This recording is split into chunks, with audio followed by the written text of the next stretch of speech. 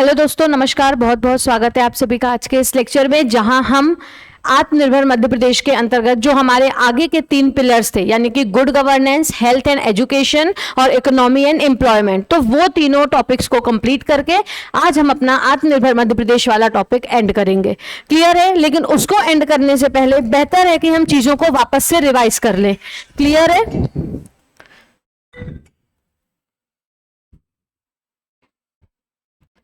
तो सबसे पहले हमने देखा कि जो आत्मनिर्भर मध्य प्रदेश अभियान है वो कब लॉन्च हुआ? 12 नवंबर 2020 को। आत्मनिर्भर मध्य प्रदेश अभियान ये लॉन्च हुआ कब? 12 नवंबर 2020 को। यानी कि क्या बोला गया कि जो शिवराज सिंह चौहान जी थे, यानी कि जो हमारी मध्य प्रदेश सरकार थी, उनने क्या सोचा कि देश, यानी कि देश किससे बना हुआ है? यूनियन ऑफ स्टेट्स, यानी कि राज्यों के समूह से। तो देश कब तक विकसित नहीं होगा, या देश कब तक विकास नहीं करेगा जब तक राज्य विकास नहीं करेंगे। इसीलिए राज्यों का विकास देश के विकास के लिए सर्वोपरि है। क्लियर? और इसी उद्देश्य से 12 मई 2020 को आया आत्मनिर्भर भारत, और उसके बाद मध्य प्रदेश देश का ऐसा पहला राज्य बना जिन्होंने आत्मनिर्भर मध्य प्रदेश अभियान का जो रोड मैप है वो जारी किया। क्लियर? तो 12 नवंबर 2020 को हमारी मध्य प्रदेश सरकार ने आत्मनिर्भर मध्य प्रदेश का रोड मैप जारी किया बाय द नेम ऑफ आत्मा MP@23, यानी कि जो भी लक्ष्य हैं वो हमें आगामी 3 वर्षों में पूरे करने हैं, जिसमें A for aspiration, T for transformation, M for mission, A for action and N for नीति। और ये सभी वर्ड्स हमने पढ़े हैं। क्लियर है? अपने प्रीवियस लेक्चर में। इसके अंतर्गत टोटल थे 4 पिलर्स, जिसमें जो हमारा पहला पिलर था वो था भौतिक अधोसंरचना, यानी कि फिजिकल इंफ्रास्ट्रक्चर, इंफ्रास्ट्रक्चर। और इसके अंतर्गत हमने 6 सब टॉपिक्स को पढ़ा था: energy, water, urban development and housing, road development, transport and logistics, travel and tourism. और सभी के अंदर कुछ अलग अलग बहुत इंपॉर्टेंट प्रावधानों के बारे में भी हमने डिस्कस किया था, उनका भी जिक्र हमने अपने प्रीवियस लेक्चर में कर लिया था। और आज हमें स्टार्ट करना था पढ़ना क्या दोस्तों?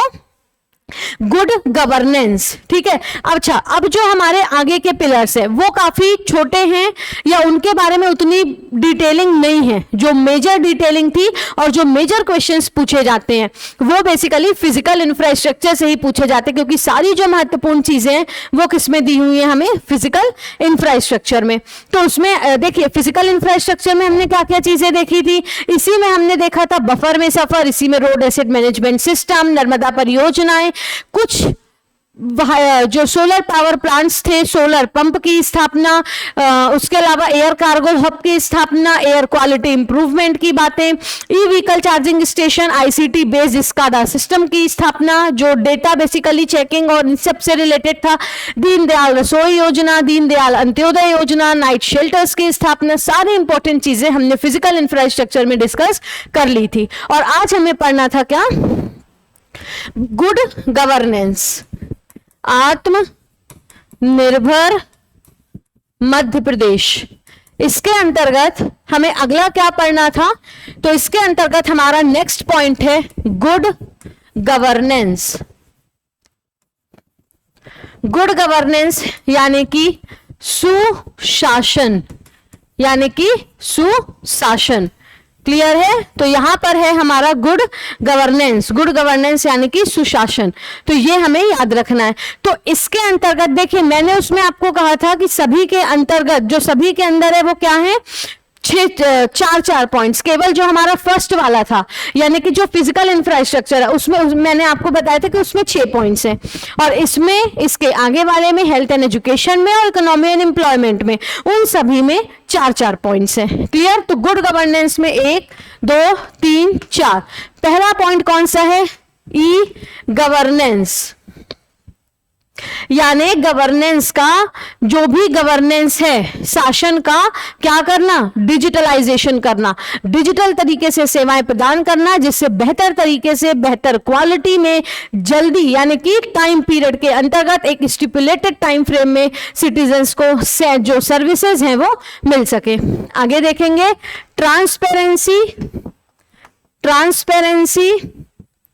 Accountability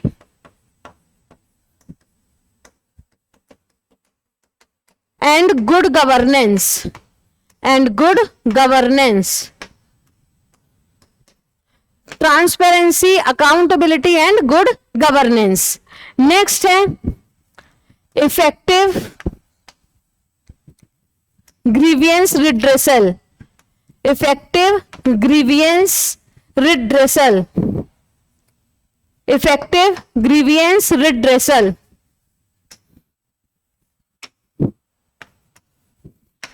and human resource management. और नेक्स्ट है पब्लिक पार्टिसिपेशन, नेक्स्ट है पब्लिक पार्टिसिपेशन, नेक्स्ट क्या है, पब्लिक पार्टिसिपेशन। क्लियर है? तो आत्मनिर्भर मध्य प्रदेश, आत्मनिर्भर मध्य प्रदेश जो अभियान है उसके अंतर्गत क्या चीजें कही गई, तो जो आत्मनिर्भर मध्य प्रदेश अभियान है उसके अंतर्गत पहला था हमने फिजिकल इंफ्रास्ट्रक्चर। क्लियर? उसके बाद हमारा दूसरा है गुड गवर्नेंस, यानी कि सुशासन। अब सुशासन कब होगा, जो शासन है वो सु यानी कि बेहतर कब होगा, तो वो शासन बेहतर तब होगा जब हम उसमें सिटीजन्स को बेहतर तरीके से सेवाएं प्रदान करें, इलेक्ट्रॉनिक माध्यम से चीजें प्रोवाइड करें, जिससे हर चीज का रिकॉर्ड और हर चीज स्टिपुलेटेड टाइम फ्रेम के अंतर्गत जो सिटीजन्स हैं उनको प्रोवाइड कराई जा सके, उनको मिल सके। क्लियर है? उसके बाद इफेक्टिव ग्रीवियंस रिड्रेसल, जनता की समस्या का शीघ्र अतिशीघ्र निवारण। जो ग्रीवियंस रिड्रेसल है वो इफेक्टिवली और रिस्पॉन्सिबली होना चाहिए।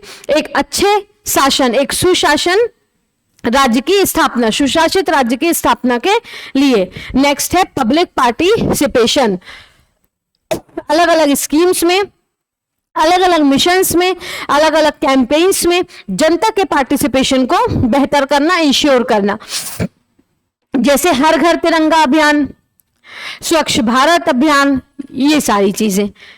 उसके बाद गुड गवर्नेंस के अंतर्गत कुछ और चीजें हुई, है ना? क्या चीजें हुई? स्थापना हुई किसकी?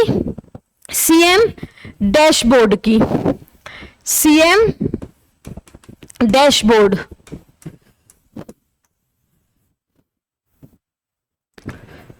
किसकी स्थापना हुई दोस्तों? तो स्थापना हुई सीएम डैशबोर्ड की। ठीक है, जो बेसिकली सिटीजन्स के लिए बनाया गया, तो सीएम डैशबोर्ड की स्थापना की गई और 33 विभागों में, 33 विभागों में 200 डैशबोर्ड्स बनाए गए, 200 डैशबोर्ड जो हैं वो बनाए गए। कितने डैशबोर्ड बनाए गए?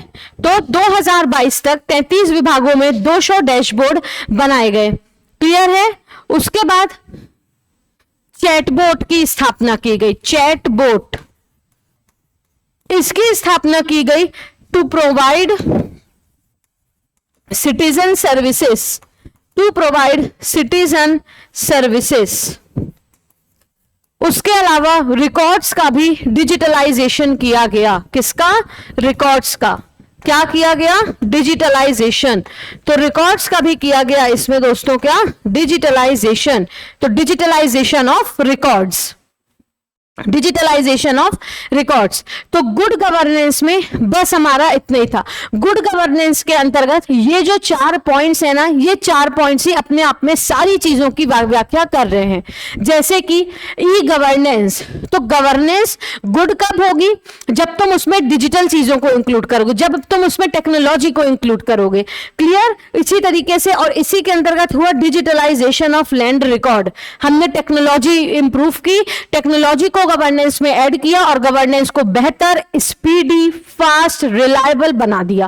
क्लियर? नेक्स्ट है ट्रांसपेरेंसी, अकाउंटेबिलिटी और good governance. Clear? Transparency, accountability और ये रिस्पॉन्सिबिलिटी है, TAR हम पढ़ते हैं ना, तो responsibility, transparency, accountability and responsibility. तो ट्रांसपेरेंसी यानी जो भी सर्विसेज हैं और जो भी गवर्नमेंट से रिलेटेड इंपॉर्टेंट चीजें हैं उस वो होना चाहिए ट्रांसपेरेंट, यानी जनता को भी सरकार क्या कर रही है, क्या नहीं कर रही, इसकी जानकारी होनी चाहिए। नेक्स्ट है अकाउंटेबिलिटी, सरकार जो भी काम कर रही है, गवर्नमेंट जो भी काम कर रही है तो वो उस काम के लिए जनता के प्रति अकाउंटेबल होगी। हम बोलते हैं ना कि जो लोअर अथॉरिटीज होती हैं वो अपर के लिए अकाउंटेबल होती हैं। क्यों अकाउंटेबल होती हैं? क्योंकि भैया तुमने जनता से पैसे लिया, सारी चीजें की, टैक्स लगाया, ड्यूटीज लगाई, तो उसका प्रयोग कहाँ किया? अपने काम के लिए, अपने द्वारा चलाई जा रही स्कीम्स के लिए सरकार को अकाउंटेबल होना पड़ेगा अगर सुशासित राज्य की स्थापना करनी है तो। साथ ही साथ जनता के लिए जो भी तुम्हारी रिस्पॉन्सिबिलिटी है उसको as a responsible person, as a responsible authority government को फुलफिल करना पड़ेगा। नेक्स्ट है effective grievance redressal and human resource management. बेहतर तरीके से जनता की समस्याओं का निराकरण करो, ठीक है। और ह्यूमन रिसोर्सेज मैनेजमेंट, जो हमारे राज्य के ह्यूमन रिसोर्स हैं, जो मानव संसाधन है, उसके विकास पर, उसकी सुरक्षा पर ध्यान देना। क्लियर? जिससे एक बेहतर भविष्य, एक विकसित मध्य प्रदेश की स्थापना हो सके। नेक्स्ट है पब्लिक पार्टिसिपेशन। जो पब्लिक पार्टिसिपेशन है, जो जन भागीदारी है, उसको बढ़ावा देना। तो ई गवर्नेंस अपने आप में पूरा पॉइंट है। बस ये याद रख लेना, सीएम डैशबोर्ड की स्थापना की गई तो 2022 तक 33 विभागों में 200 डैशबोर्ड बनाए गए। चैटबॉट, इसकी स्थापना की गई सिटीजन्स को सर्विसेज प्रोवाइड कराने के लिए। और रिकॉर्ड्स का डिजिटलाइजेशन किया गया। रिकॉर्ड्स का दोस्तों क्या किया गया? डिजिटलाइजेशन। रिकॉर्ड्स का किया गया डिजिटलाइजेशन। क्लियर है? डिजिटलाइजेशन रिकॉर्ड्स का किया गया।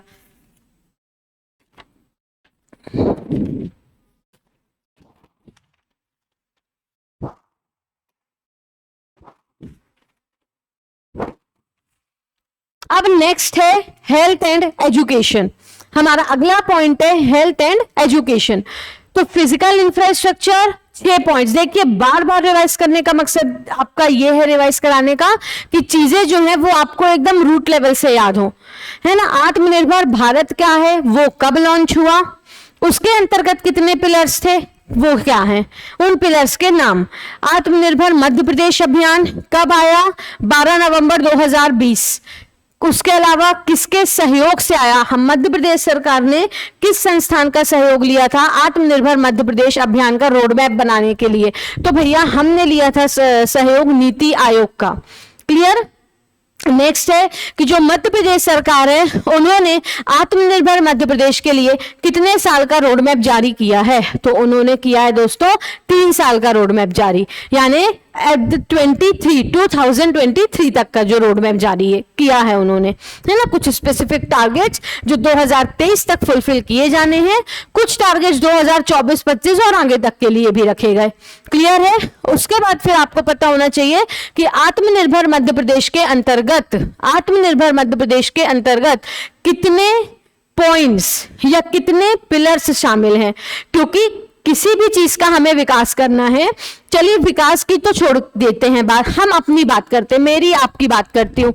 हमें कौन सा सब्जेक्ट पढ़ना है, कब पढ़ना है और कब तक उसको खत्म करना है। हम सब एक पीएससी स्टूडेंट होने के नाते अपने पास एक टाइम टेबल रखते हैं ना, कि इस क्षेत्र पे काम करना है। अगर मैं ये सब्जेक्ट पढ़ूंगी तो मेरे इतने क्वेश्चन सॉल्व होंगे, ये पढ़ूंगी तो इतने, अगर इसको मैं ना भी पढ़ूं तो एक क्वेश्चन के लिए मैं रिस्क ले सकती हूँ। ठीक है, तो इसमें भी यही किया गया कि 4 पिलर्स देखे गए और इन 4 पिलर्स को मजबूत बना के, विकसित बना के आत्मनिर्भर मध्य प्रदेश की कल्पना की गई। क्लियर? पहला था फिजिकल इंफ्रास्ट्रक्चर, भौतिक अधोसंरचना। देखो यहां पर मैं जो भी चीजें समझा रही हूं, आप लोगों को बता रही हूं, वो ना केवल इंग्लिश में बल्कि हिंदी में भी है, इसलिए मेरे हिसाब से दिक्कत नहीं होनी चाहिए ना इंग्लिश मीडियम स्टूडेंट्स को and not Hindi medium students को, क्योंकि यहाँ पे जो भी चीजें इंग्लिश में लिखी हैं हर एक वर्ड का हिंदी मीनिंग मैंने आपको बताया है। सेंटेंस तो छोड़िए, हर एक सिंगल वर्ड का हिंदी मीनिंग मैंने आपको बताया है। इसीलिए तो गुड गवर्नेंस, सुशासन में ई गवर्नेंस, ट्रांसपेरेंसी, अकाउंटेबिलिटी, रिस्पॉन्सिबिलिटी, पारदर्शिता, उसके बाद अपने कामों के लिए जवाबदारी और रिस्पॉन्सिबिलिटी यानी उत्तरदायित्व। ठीक है, इफेक्टिव ग्रीवियंस रिड्रेसल, बेहतर तरीके से जनता की समस्याओं का निराकरण करना। ठीक है, बेहतर तरीके से जनता की समस्याओं का क्या करना है दोस्तों, निवारण करना। और ह्यूमन रिसोर्स मैनेजमेंट यानी कि मानव संसाधनों को प्रबंधन, उसका बेहतर तरीके से प्रबंधन। पब्लिक पार्टिसिपेशन, सरकार द्वारा चलाए जा रहे अलग अलग अभियानों में, अलग अलग कैंपेन्स में जनता की भागीदारी को एक्टिवली इंश्योर करना। क्लियर है? तो ये हो गया हमारा गुड गवर्नेंस। अब अगला पॉइंट पढ़ते हैं और हम देखते हैं हेल्थ एंड एजुकेशन। अगला पॉइंट है हमारा health and education. Health and education. तो हमारा अगला पॉइंट क्या है, हेल्थ एंड एजुकेशन। तो हेल्थ एंड एजुकेशन में हम देखेंगे तो इसके अंतर्गत भी कितने पिलर शामिल हैं। हेल्थ एंड एजुकेशन के अंतर्गत भी 4 पिलर शामिल हैं। कौन कौन से हैं, देख लेते हैं कौन कौन से 4 पिलर्स हेल्थ एंड एजुकेशन के अंतर्गत शामिल है। सबसे पहले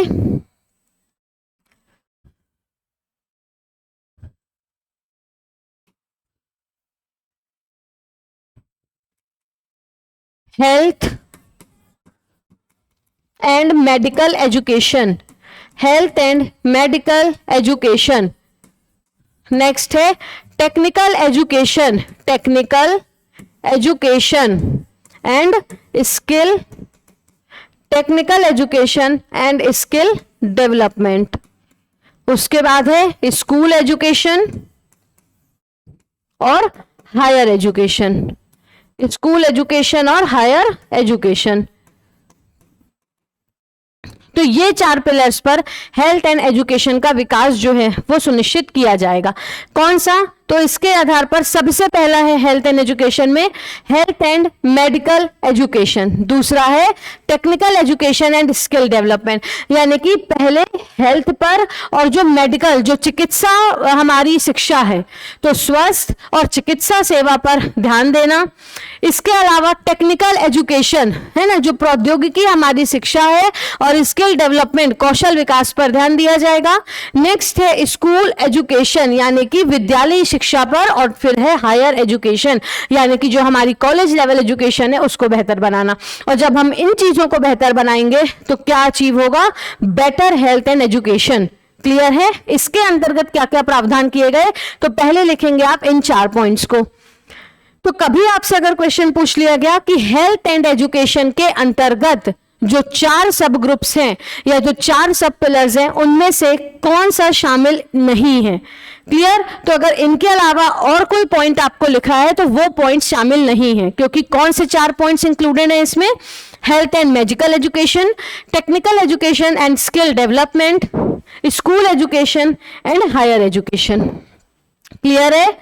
नोट करिए इसको, फिर हम इसके अंतर्गत कुछ जो अलग अलग प्रावधान किए गए हैं उन चीजों को देखेंगे। क्लियर है? चलिए देखते हैं इसके अंतर्गत क्या प्रावधान किए गए। Health and education, health and education, health and education. तो हेल्थ एंड एजुकेशन में, हेल्थ एंड एजुकेशन के अंतर्गत सबसे पहले क्या किया गया, तो हेल्थ एंड एजुकेशन के अंतर्गत सबसे पहले आयुष्मान भारत योजना के तहत हमारा टारगेट रखा गया एनरोलमेंट को 25% तक बढ़ाना। आयुष्मान भारत योजना, आयुष्मान भारत, देखिए मैं यहां पर लिख रही हूं, मैं यहां पर चीजों को आपके लिए प्रिंटेड फॉर्म पे पीडीएफ बना के इसलिए नहीं रिप्रेजेंट कर रही हूं ताकि मेरे साथ ही साथ आप चीजों को लिखते जाएं, है ना? नहीं तो चीजें, क्योंकि यहां पर आपके पास कोई हार्ड कॉपी तो है नहीं, इसीलिए यहां पर हम जो भी लिख रहे हैं साथ ही साथ चीजें आप भी उसको लिखते जाओ। क्लियर? तो हमारा लिखना और पढ़ना दोनों चीजें साथ में हो जाएंगी। तो 2 से 3 बार रिवीजन और राइटिंग दोनों चीजें हमारी साथ में चल रही हैं। आयुष्मान भारत योजना के तहत, आयुष्मान भारत योजना के तहत इनरोलमेंट, जो इनरोलमेंट है, जो रजिस्ट्रेशन है, वो कितने % तक बढ़ाया जाएगा, 25% तक बढ़ाया जाएगा। आयुष्मान भारत योजना के तहत इनरोलमेंट 25% तक बढ़ाया जाएगा। क्लियर? नेक्स्ट है 362 Ayush health and wellness centres बनाए जाएंगे।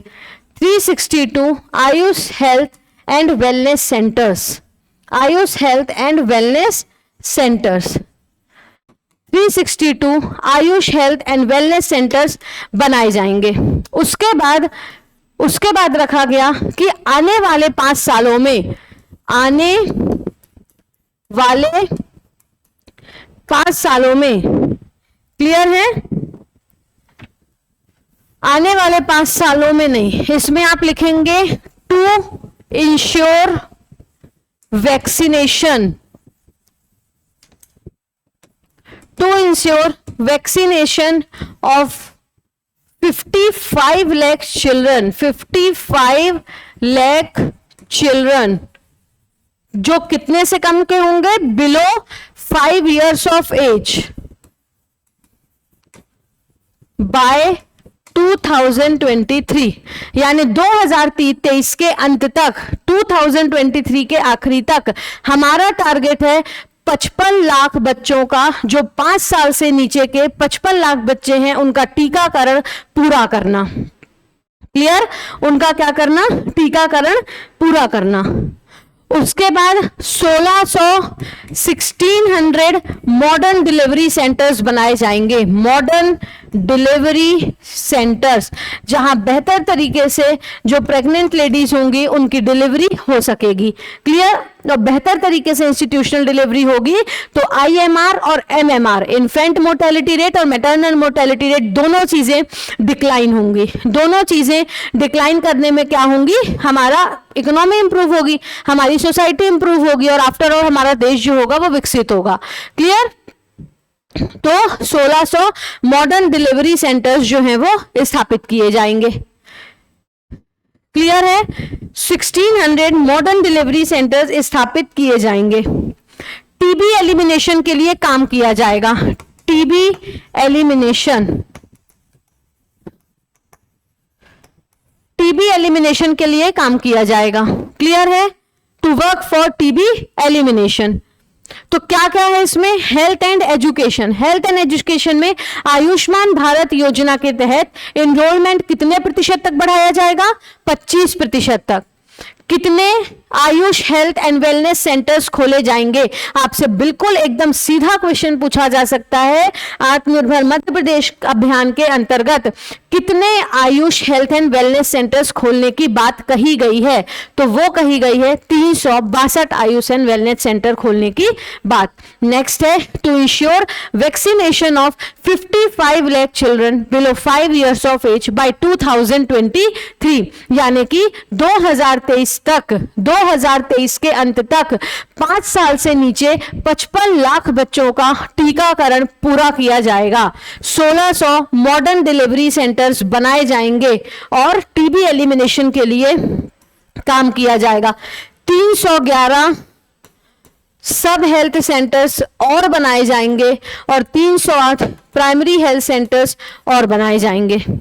311 सब हेल्थ सेंटर्स बनाए जाएंगे और 308 प्राइमरी हेल्थ सेंटर्स की स्थापना करी जाएगी। 308 प्राइमरी हेल्थ सेंटर्स की स्थापना की जाएगी। उसके बाद इंदौर और भोपाल में, इंदौर और भोपाल में आयुष सुपर स्पेशलिटी हॉस्पिटल बनाए जाएंगे। Ayush super speciality hospital. तो क्या किया जाएगा, आयुष सुपर स्पेशलिटी हॉस्पिटल्स जो हैं वो बनाए जाएंगे। क्लियर है।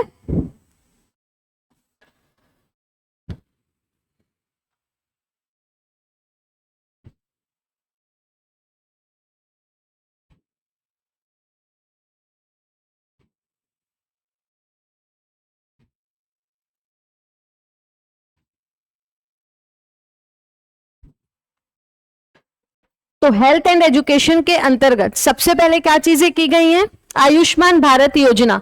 आयुष्मान भारत योजना के तहत एनरोलमेंट कितने प्रतिशत तक बढ़ाया जाएगा, 25%।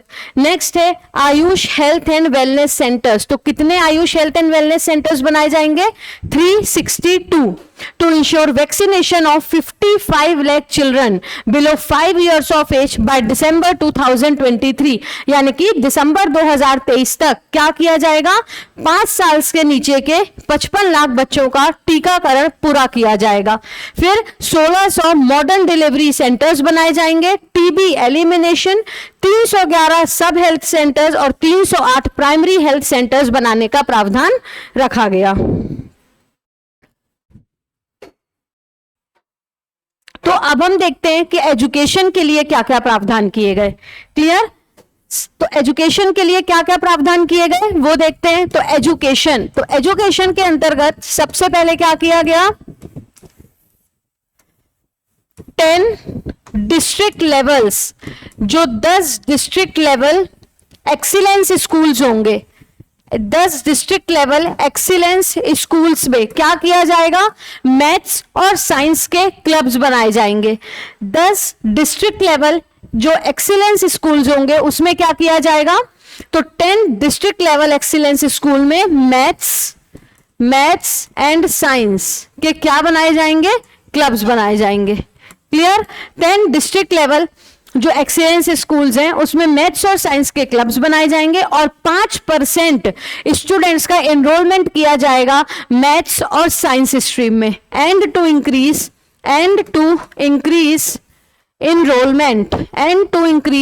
enrollment of 5% students in maths and science stream तो ये भी हमें याद रखना है कि मैथ्स एंड साइंस स्ट्रीम में क्या किया जाएगा? 5% तक स्टूडेंट्स का पार्टिसिपेशन बढ़ाया जाएगा। एजुकेशन के अंतर्गत हमारा जो इंपॉर्टेंट एक प्रावधान है वो क्या है? 10 डिस्ट्रिक्ट लेवल एक्सीलेंस स्कूल में क्या किया जाएगा? मैथ्स और साइंस के क्लब्स स्थापित किए जाएंगे और 5% स्टूडेंट्स को मैथ्स और साइंस स्ट्रीम लेने के लिए प्रोत्साहित किया जाएगा। साथ ही साथ 75 कॉलेजेस के लिए नई बिल्डिंग्स बनाई जाएंगी।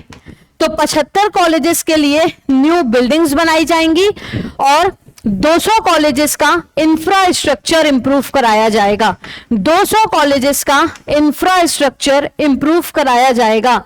200 कॉलेजेस का इंफ्रास्ट्रक्चर इंप्रूव कराया जाएगा।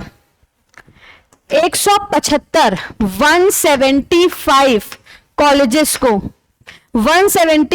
कॉलेजेस को क्या किया जाएगा? तो 175 कॉलेजेस को क्वालिटी लर्निंग सेंटर्स QLC में कन्वर्ट किया जाएगा। 175 कॉलेजेस को क्वालिटी लर्निंग सेंटर्स में कन्वर्ट किया जाएगा, बनाया जाएगा। क्लियर है?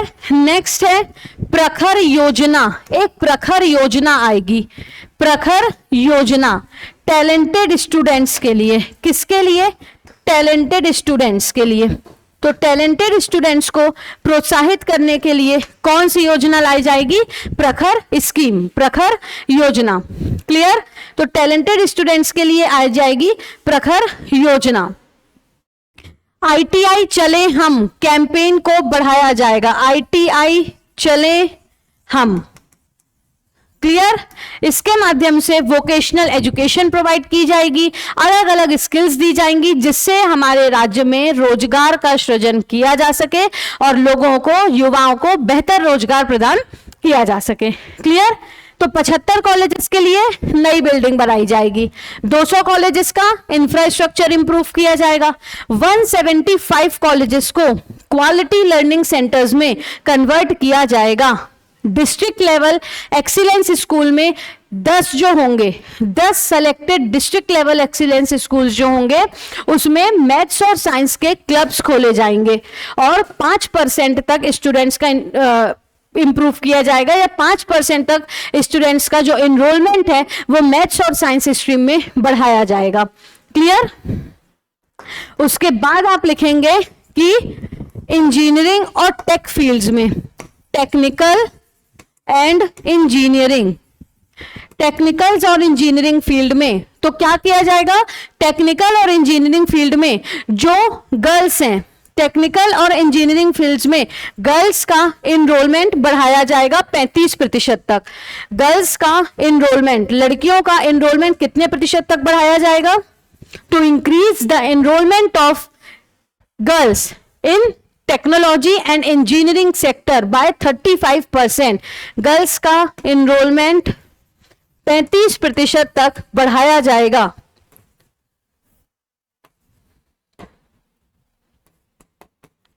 बढ़ाया जाएगा, क्लियर, बढ़ाया जाएगा।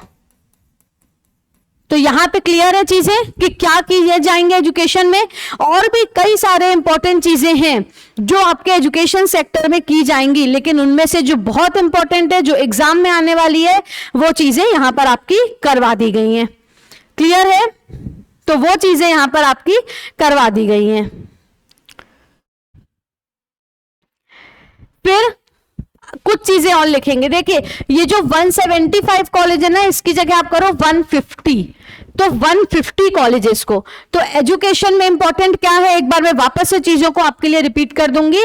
देखिए हम हेल्थ को और एजुकेशन को वापस से रिपीट कर रहे हैं। गवर्नेंस वाला जो हमारा था वो हो गया कि गवर्नेंस में क्या था, तो गुड गवर्नेंस। गुड गवर्नेंस में सबसे पहले था ई गवर्नेंस, फिर नेक्स्ट था ट्रांसपेरेंसी, अकाउंटेबिलिटी और रिस्पॉन्सिबिलिटी, नेक्स्ट था पब्लिक पार्टिसिपेशन, और उसके बाद हमारा था effective grievance redressal and human resource management. Effective grievance redressal and human resource management, clear है। नेक्स्ट था हमारा पॉइंट हेल्थ एंड एजुकेशन, यानी कि शिक्षा और स्वास्थ्य। तो स्वास्थ्य के अंतर्गत हमने क्या पढ़ा कि इसमें हमने पढ़ा आयुष्मान भारत योजना के अंतर्गत इनरोलमेंट 25% तक बढ़ाया जाएगा, क्लियर। उसके बाद हमने क्या देखा, उसके बाद तो फिर इसमें बताया गया आयुष्मान भारत योजना के तहत इनरोलमेंट बढ़ाया जाएगा। फिर नेक्स्ट हमने देखा कि 362 आयुष हेल्थ और वेलनेस सेंटर्स स्थापित किए जाएंगे। 362 Ayush health and wellness centres establish किए जाएंगे। उसके बाद फिर क्या है, तो नेक्स्ट आपको कहा गया कि इंपॉर्टेंट 1600 मॉडर्न डिलीवरी सेंटर्स स्थापित किए जाएंगे। 5 साल से छोटे के जो बच्चे, यानी कि 0 to 5 years जो चाइल्ड है, तो ऐसे 55 लाख बच्चों का टीकाकरण जो है वो पूरा किया जाएगा। कब तक, दिसंबर 2023 तक। तो ये चीजें आपको याद रखनी है। फिर नेक्स्ट हमने क्या देखा एजुकेशन सेक्टर में, तो एजुकेशन में क्या क्या चीजें की गई, तो एजुकेशन में हमारा सबसे पहला था maths and science clubs to increase enrolment of 5% students in maths and science, ठीक है। यानी सीधा अगर बोलें तो 10 डिस्ट्रिक्ट लेवल एक्सीलेंस स्कूल्स में, 10 जिला स्तर जो एक्सीलेंस स्कूल लगभग हर जिले में होते हैं, है ना, तो 10 जो होंगे डिस्ट्रिक्ट लेवल एक्सीलेंस स्कूल, वहां मैथ्स और साइंस के क्लब्स खोले जाएंगे और 5% एनरोलमेंट इंक्रीज किया जाएगा स्टूडेंट्स का मैथ्स और साइंस स्ट्रीम में। नेक्स्ट है 75 कॉलेजेस के लिए नई बिल्डिंग्स बनाई जाएंगी और 200 कॉलेजेस का इंफ्रास्ट्रक्चर इंप्रूव कराया जाएगा, क्लियर है। फिर हमारे पास है 150 कॉलेजेस को, 150 कॉलेजेस को क्वालिटी लर्निंग सेंटर्स बनाया जाएगा। प्रखर योजना टैलेंटेड स्टूडेंट्स के लिए लाई जाएगी। टेक्नोलॉजी और इंजीनियरिंग फील्ड में जो गर्ल्स हैं उनका एनरोलमेंट 35% तक बढ़ाया जाएगा। 35%, देखो ऊपर स्कूल लेवल पे अलग था, यहां पर टेक्निकल और इंजीनियरिंग सेक्टर में 35% है, क्लियर। तो ये चीजें आपको थोड़ा सा याद रखनी है, ये फैक्ट्स आपको याद रखने हैं। 2 फैक्ट एजुकेशन में और ऐड करिए आप, बहुत इंपॉर्टेंट 2 और फैक्ट आप ऐड करेंगे एजुकेशन सेक्टर में। एक तो उज्जैन में मेडिकल डिवाइस पार्क की स्थापना की जाएगी। उज्जैन में मेडिकल डिवाइस पार्क की स्थापना की जाएगी। मेडिकल डिवाइस पार्क की स्थापना की जाएगी। कहां पर, उज्जैन में। लिख सकते हैं, क्या लिखना है, तो medical device park, medical device park कहां पर इसकी स्थापना की जाएगी? उज्जैन में। फिर STEM, स्टेम आधारित योजनाएं ज्यादा से ज्यादा लाई जाएंगी। स्टेम आधारित योजनाएं, स्टेम आधारित योजनाएं बनाई जाएंगी, बनाई जाएंगी। स्टेम आधारित योजनाएं बनाई जाएंगी, जिसमें S का मतलब है साइंस, T का मतलब है टेक्नोलॉजी, E का मतलब है इंजीनियरिंग और M का मतलब है मैथमेटिक्स। ऐसी योजनाएं बनाई जाएंगी जो कहीं ना कहीं स्टूडेंट्स का पार्टिसिपेशन इन सेक्टर्स में बढ़ाएंगी। क्लियर है? इन सेक्टर्स में स्टूडेंट्स का जो पार्टिसिपेशन है वो बढ़ाएंगी। उसके बाद छह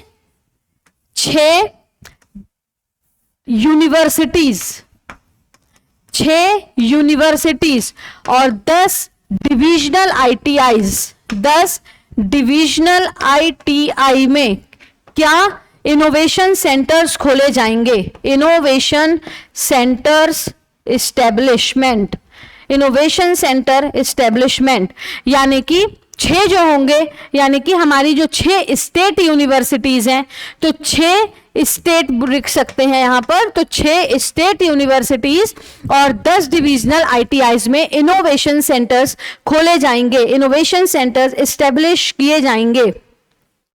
क्लियर? और यहां पर हमारा क्या हो गया? Health and education, health and education. तो इसमें क्या बोला गया?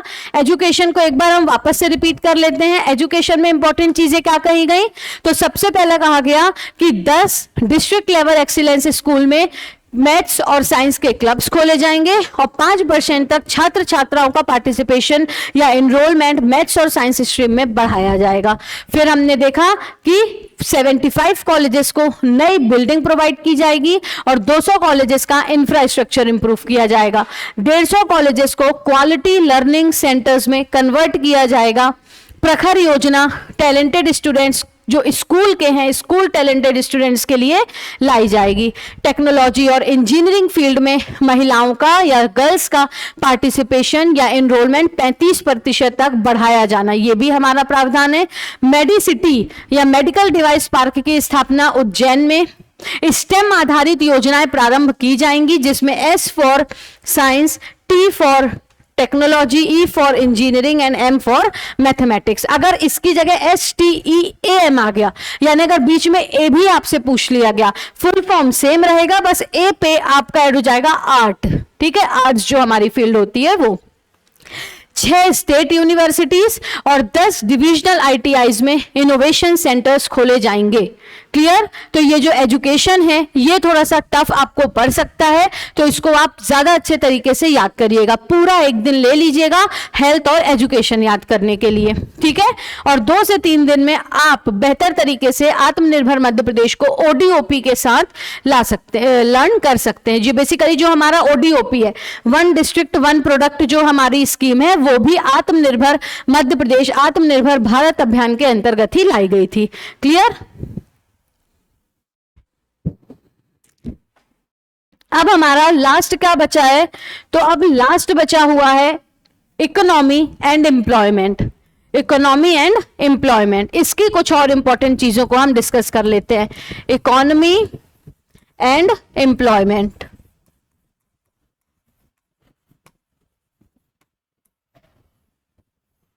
इसके अंतर्गत भी कितने पॉइंट्स? 4। तो इसके अंतर्गत भी 4 इंपॉर्टेंट पॉइंट्स हैं, देख लेते हैं कौन कौन से।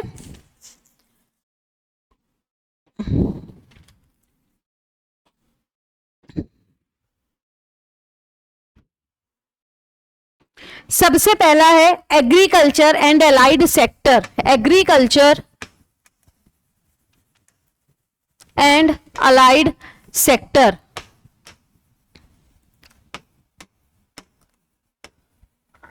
फर्स्ट है एग्रीकल्चर एंड अलाइड सेक्टर, दूसरा है इंडस्ट्री एंड स्किल डेवलपमेंट, फिर है trade and commerce, trade and commerce, और फिर है नेचुरल रिसोर्सेस। नेचुरल रिसोर्सेस यानी कि प्राकृतिक संसाधन, नेचुरल रिसोर्सेस, नेचुरल रिसोर्सेस। तो ये क्या चीजें हैं? ये इकोनॉमी एंड एम्प्लॉयमेंट यानी कि रोजगार और अर्थव्यवस्था के अंतर्गत हमारे इंपॉर्टेंट पॉइंट्स, जिसमें एग्रीकल्चर एंड एलाइड सेक्टर, देखिए इसमें तीनों सेक्टर्स ऑफ इकोनॉमी को कवर कर दिया गया। कैसे? Agriculture primary sector, industry secondary sector, trade and commerce service sector, और नेक्स्ट है हमारा नेचुरल रिसोर्सेज यानी कि प्राकृतिक संसाधन। तो अब इकोनॉमी एंड एम्प्लॉयमेंट के अंतर्गत क्या हमारे महत्वपूर्ण जो प्रावधान है वो सरकार के द्वारा किए गए, ये चीजें लिखते हैं। तो इसमें हम सारी चीजें साथ में पढ़ेंगे। क्लियर? इसमें हम सारी चीजों को साथ में लेके चलेंगे और कुछ इंपॉर्टेंट पॉइंट्स को डिस्कस करेंगे, बेसिकली जहां से आपसे क्वेश्चन पूछे जाने की संभावनाएं ज्यादा हैं। देखेंगे तो इसके अंतर्गत आप लिखेंगे, हम हेडिंग अपनी मेजर हेडिंग ही डालते हैं इकोनॉमी एंड एम्प्लॉयमेंट। हम अपनी मेजर हेडिंग डालते हैं economy and employment. Hindi medium वाले लिख लेंगे अर्थव्यवस्था, अर्थव्यवस्था एवं रोजगार, अर्थव्यवस्था एवं रोजगार। क्लियर? तो इसमें हम देखेंगे सबसे पहले इकोनॉमी एंड एम्प्लॉयमेंट में। तो यहां पर हमें देखना है सबसे पहले 89 ट्राइबल ब्लॉक्स में, 89 ट्राइबल ब्लॉक्स,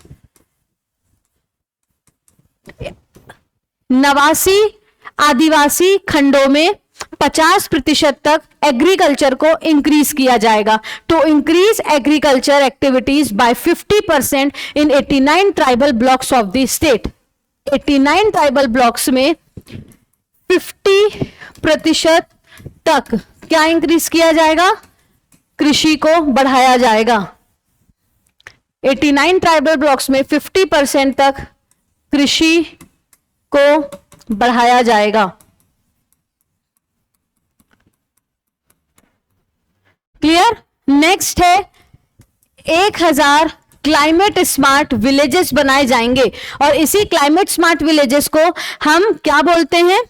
इसी क्लाइमेट स्मार्ट विलेजेस को हम क्लाइमेट रेजिलिएंट विलेजेस भी बोलते हैं। ठीक है? तो कहीं पर आपको लिखा हो कि आत्मनिर्भर भारत के अभियान के अंतर्गत कितने क्लाइमेट रेजिलिएंट विलेजेस बनाए जाएंगे, तो कितने बनाए जाएंगे दोस्तों? 1000, और क्लाइमेट स्मार्ट विलेजेस भी वही।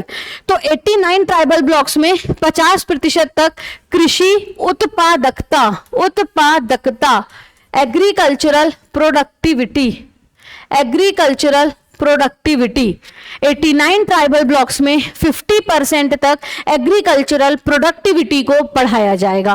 क्लियर? 1000 क्लाइमेट स्मार्ट विलेजेस बनाए जाएंगे, 1000 क्लाइमेट स्मार्ट विलेजेस बनाए जाएंगे। नेक्स्ट है 3000 एग्री क्लिनिक्स बनाई जाएंगी। बुंदेलखंड में, बुंदेलखंड, तो बुंदेलखंड में 1000 किसानों को, 1000 किसानों को, 1000 किसानों को पान की खेती से जोड़ा जाएगा, पान की खेती से जोड़ा जाएगा। क्लियर? पान की खेती से जोड़ा जाएगा। देखिए इकोनॉमी एंड एम्प्लॉयमेंट वाला जो हमारा टॉपिक है उसमें मैं आपको पॉइंट्स हिंदी में बेसिकली इसलिए बता रही हूं क्योंकि ये चीजें इंग्लिश में थोड़ा सा टेक्निकल वर्ड्स इंक्लूड कर लेती हैं और हिंदी मीडियम वाले बच्चों को इससे समस्या हो सकती है, इसलिए उन्हें भी ध्यान में रखते हुए ये चीजें हम हिंदी में पढ़ रहे हैं। ठीक है? तो इंग्लिश मीडियम वाले को दिक्कत नहीं होनी चाहिए। पान की खेती के लिए, बीटल लीफ की खेती के लिए बुंदेलखंड में 1000 किसानों को सिलेक्शन किया गया, 1000 किसानों को पान की खेती से जोड़ा जाएगा, 1000 climate smart villages, 3000 agri clinics बनाई जाएंगी। नेक्स्ट है इंपॉर्टेंट, 15,000 सोलर पंप लगाए जाएंगे कृषि के लिए, एग्रीकल्चर के लिए।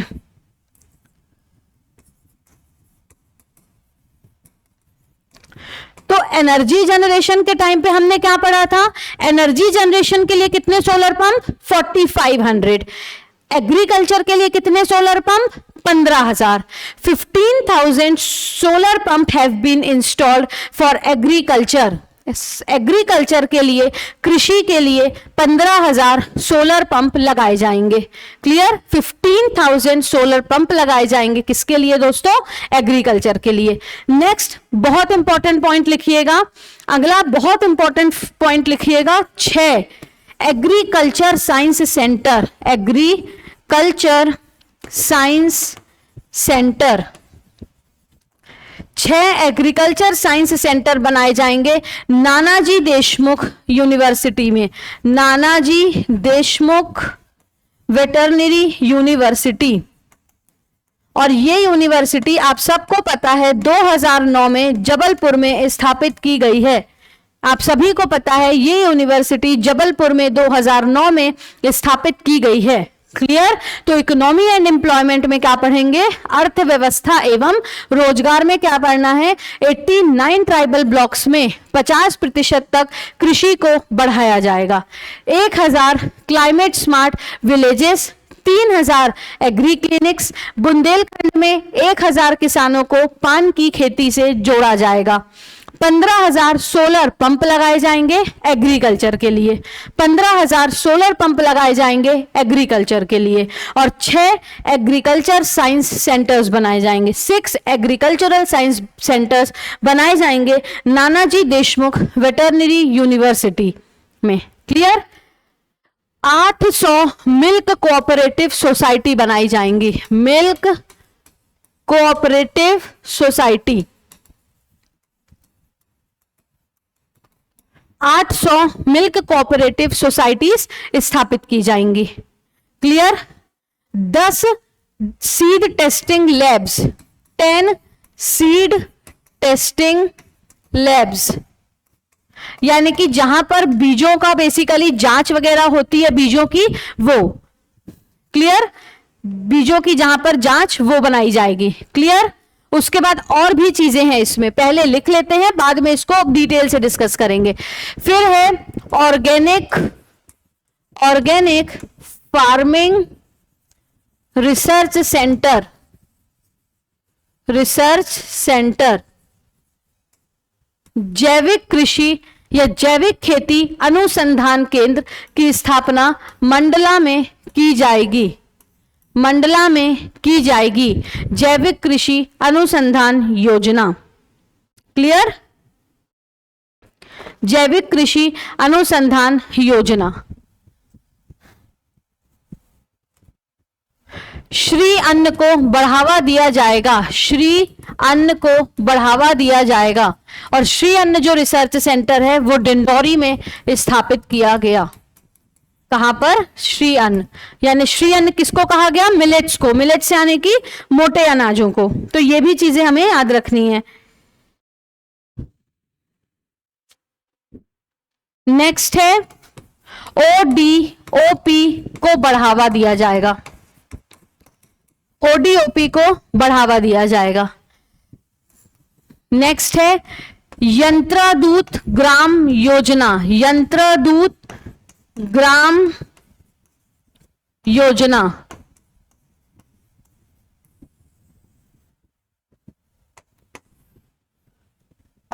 इसके तहत 1000 विलेजेस में, 1000 गांवों में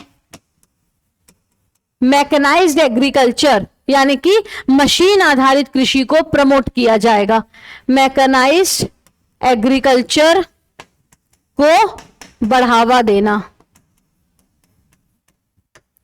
बढ़ावा दिया जाएगा. और हल्दर योजना के तहत, हल्दर योजना, इन दोनों योजनाओं का जिक्र किया गया. तो हल्दर योजना के तहत 1,00,000 हेक्टेयर एरिया में डीप प्लगिंग की जाएगी, जुताई की जाएगी और उनको फर्टाइल लैंड में कन्वर्ट किया जाएगा. उनको फर्टाइल लैंड में कन्वर्ट किया जाएगा. क्लियर है? फर्टाइल लैंड में कन्वर्ट किया जाएगा. फर्टाइल लैंड में कन्वर्ट किया जाएगा। तो बेसिकली जब हम इकोनॉमी एंड एम्प्लॉयमेंट पढ़ते हैं ना, तो उसमें हम एग्रीकल्चर से संबंधित जो योजनाएं हैं या जो भी चीजें हैं वो हम ज्यादा डिटेल में डिस्कस करते हैं। क्लियर? उन चीजों को हम थोड़ा सा ज्यादा डिटेल में पढ़ते हैं। तो यहां पर ये चीजें हो गई। उसके बाद और लिखेंगे कि world class pharma sector, world class pharma sector कहां पर बनाया जाएगा? मोहासा। और ये मोहासा स्थित है Babai industrial region, Babai Hoshangabad, Babai industrial region. Next है भोपाल में ग्लोबल स्किल पार्क की स्थापना। भोपाल में ग्लोबल स्किल पार्क लिख देते हैं पूरा, ग्लोबल स्किल पार्क की स्थापना। और ये जो ग्लोबल स्किल पार्क है ये सिंगापुर की सहायता से बनाया गया और इसका नाम है संत रविदास ग्लोबल स्किल पार्क। और इसका टारगेट रखा गया एक साल में 6000 युवाओं को ट्रेनिंग देना। क्लियर? भोपाल में ग्लोबल स्किल पार्क, अक्सर क्वेश्चन पूछ लिया जाता है कि जो भोपाल में ग्लोबल स्किल पार्क है वो किस देश की सहायता से बनाया गया, तो आपको याद रखना है सिंगापुर की सहायता से। 15 सेंटर ऑफ एक्सीलेंस बनाए जाएंगे, 15 सेंटर ऑफ एक्सीलेंस बनाए जाएंगे। फिर एक्सपोर्ट्स को बढ़ाने के लिए inland container depot, inland container depot की स्थापना की जाएगी। क्लियर? इनलैंड कंटेनर डिपो की स्थापना की जाएगी। और ये जो इनलैंड कंटेनर डिपो होते हैं ये क्या होते हैं? ये ना बेसिकली एक प्रकार के ड्राई पोर्ट होते हैं, ड्राई पोर्ट, ठीक है, जहां से बेसिकली इंपोर्ट एक्सपोर्ट वाली एक्टिविटीज की जाती हैं। और एक्सपोर्ट को 25% तक बढ़ाया जाएगा, एक्सपोर्ट्स को 25% तक बढ़ाया जाएगा। ये भी आपको चीजें याद रखनी है। तो यहां पर हमारा कंप्लीट हो गया आत्मनिर्भर मध्य प्रदेश। यहां पर वी विल डन विथ आत्मनिर्भर मध्य प्रदेश। क्लियर? आत्मनिर्भर मध्य प्रदेश के अंतर्गत जो 4 पिलर्स थे वो हमारे पूरे हो गए। 10 मिनट लगेगा, ओडीओपी भी डिस्कस कर लेंगे। लेकिन ओडीओपी से पहले मैं चाहती हूं एक बार मैं आपको पूरा आत्मनिर्भर मध्य प्रदेश रिवाइज करवा दूं। ठीक है? देखिए, आत्मनिर्भर मध्य प्रदेश, आपका काम है सिर्फ सुनना और चीजों को देखना कि क्या हमने वो सभी चीजें लिखी हैं जो यहां पर मैडम ने रिपीट की। क्लियर है? देखिए, आत्मनिर्भर मध्य प्रदेश, आत्मनिर्भर मध्य प्रदेश अभियान 12 नवंबर 2020 को मध्य प्रदेश सरकार के द्वारा शिवराज सिंह चौहान की चेयरमैनशिप में लॉन्च किया गया था। ये 3 साल का एक रोड मैप था जो नीति आयोग की सहायता से बनाया गया था।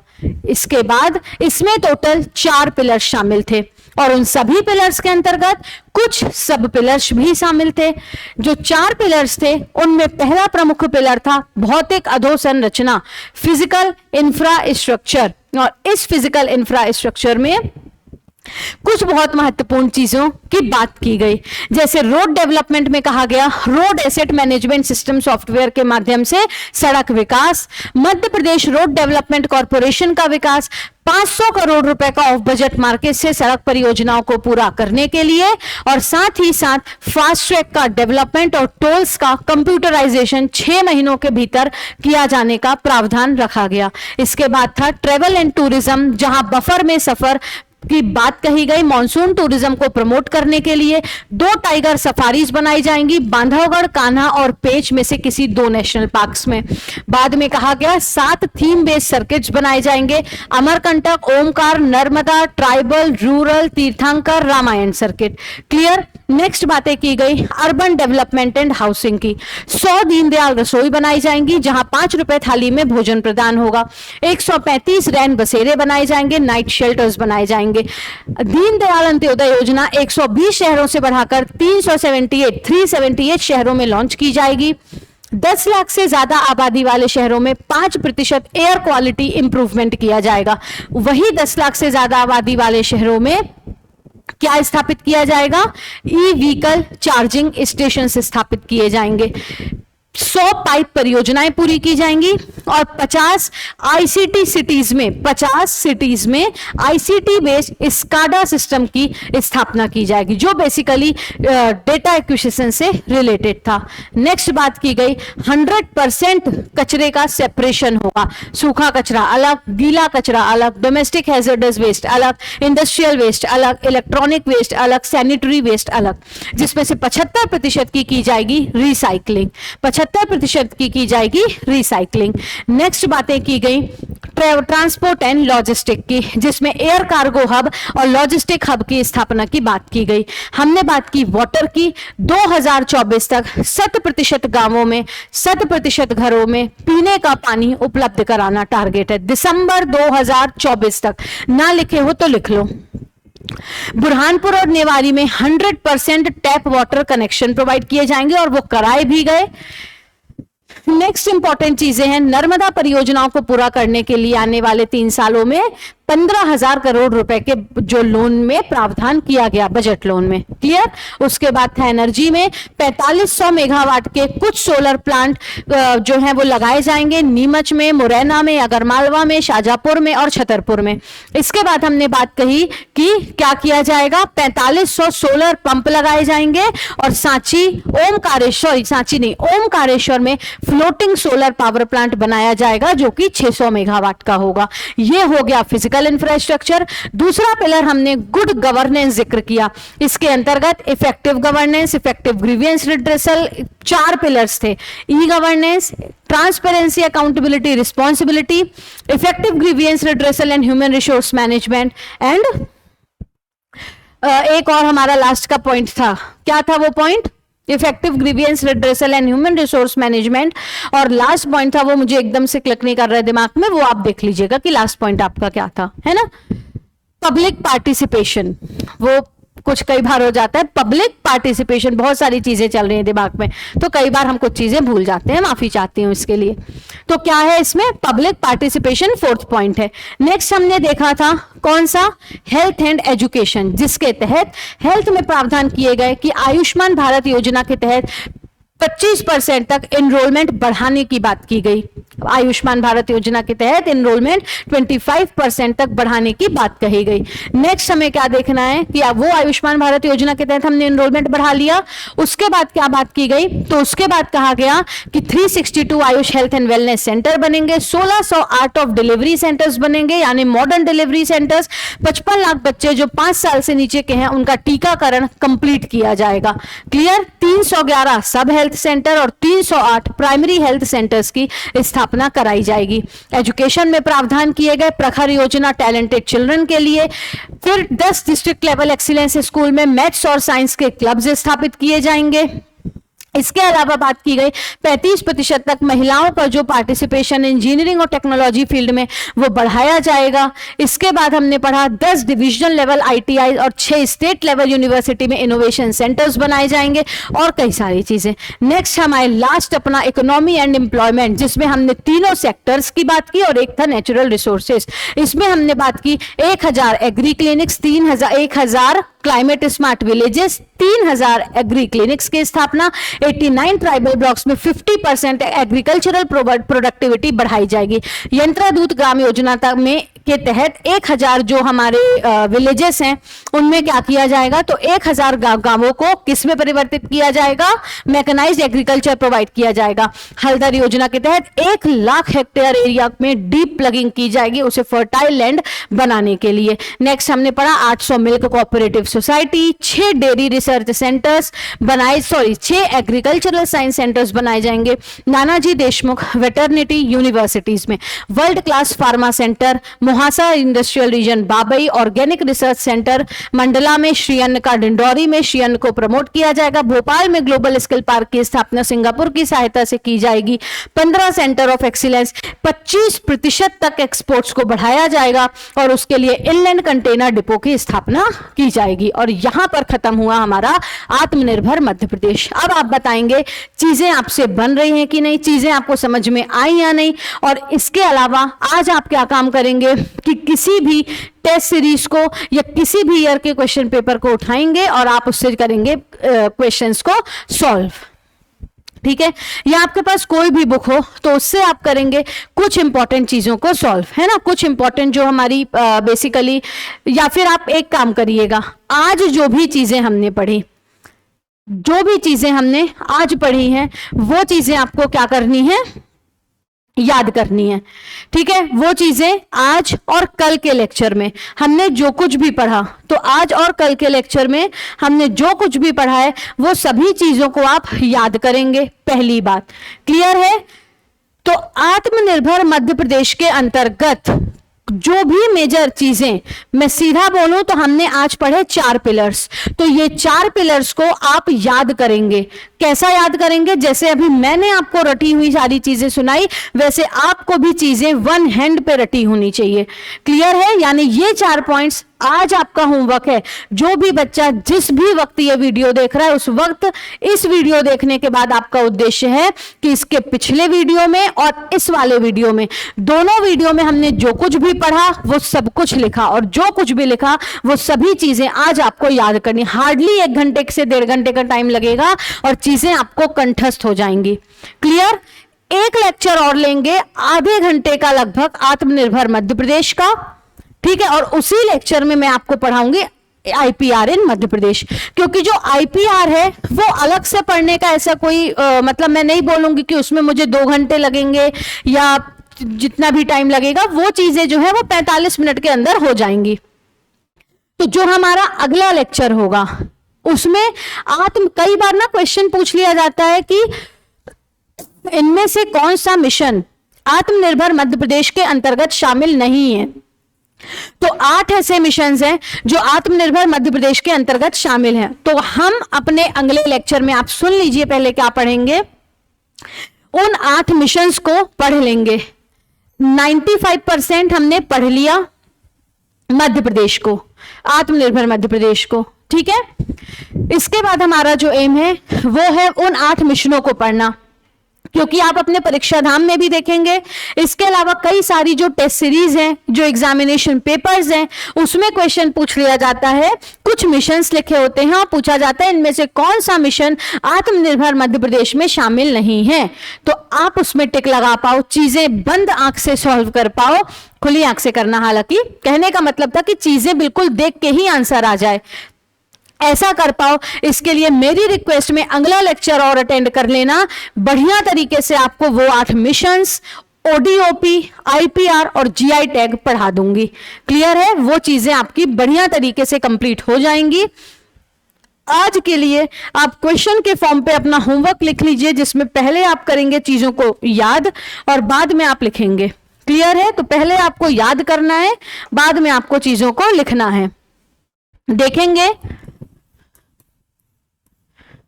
एक क्वेश्चन आप लिखेंगे, एक्सप्लेन इन डिटेल आत्मनिर्भर मध्य प्रदेश।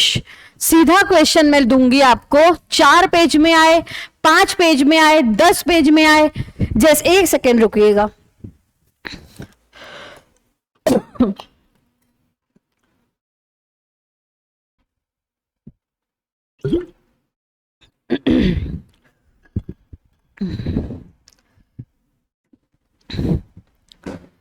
देखिए, तो जो भी चीजें हम यहां पे पढ़ रहे हैं, तो मैं वही कह रही थी कि आपका जो क्वेश्चन है आत्मनिर्भर मध्य प्रदेश से संबंधित, जो चीजें मैंने अपने पिछले लेक्चर में स्टार्ट की थी, मैंने लिखा था आत्मनिर्भर भारत अपना पहले 2 वर्ड्स, तो वहां से लेके आपको आज तक का यहां तक चीजें लिखनी है पूरी। ठीक है, पूरी चीजें आपको आज की लिखनी है। यानी कि पहले आप चीजों को रफली जो आपने मेरी वीडियो देखते देखते नोट्स बनाया वैसे लिखो, और बाद में जब आपको चीजें बिना देखे याद हो जाएं तो आधे घंटे के अंदर बैठ के फेयर नोट्स बना लो अपने लिए, वो बहुत काम आएंगे आपको। ठीक है, आखिरी समय पे लोग आत्मनिर्भर पढ़ते घूमते रहते हैं किताब लेके और याद नहीं होती चीजें। यहां पर मैंने आपको चीजें डिकोड करके इतने इजी फॉर्म पे बता दी, आप जाके परीक्षा धाम से पढ़ लो, आप जाके किसी भी बुक से पढ़ लो। इन टॉपिक्स के अलावा अगर और कोई इंपॉर्टेंट टॉपिक हो तो आप मुझे बता सकते हो कमेंट में। क्लियर है? बल्कि अभी आपको याद रखना 8 मिशंस बचे हैं। मिशन जनगण, मिशन नगरोदय, मिशन स्वाभिमान, 8 मिशंस हैं, और वो 8 मिशन किस तरीके से हमारे 4 पिलर से रिलेटेड है मैं वो भी आपको बताऊंगी। ठीक है, तो चिंता नहीं करना, ईमानदारी से अगला लेक्चर अटेंड करना है, लेकिन उससे पहले लिखना है आत्मनिर्भर मध्य प्रदेश फेयर रूप में, फेयर तरीके से आत्मनिर्भर मध्य प्रदेश। क्लियर है? इसको आपको लिखना है। तो आप लोगों से इतनी उम्मीद रखते हुए कि जब हम अगले लेक्चर में मिलेंगे तो आप ये चीजों को याद करके आएंगे। क्लियर है? ये उम्मीद रखते हुए मैं आज का लेक्चर को एंड करती हूं। मिलूंगी आपसे अगले लेक्चर में जहां आपको ये चारों पिलर्स बहुत अच्छे तरीके से याद होंगे। आज के लिए दोस्तों आप सभी का बहुत बहुत धन्यवाद।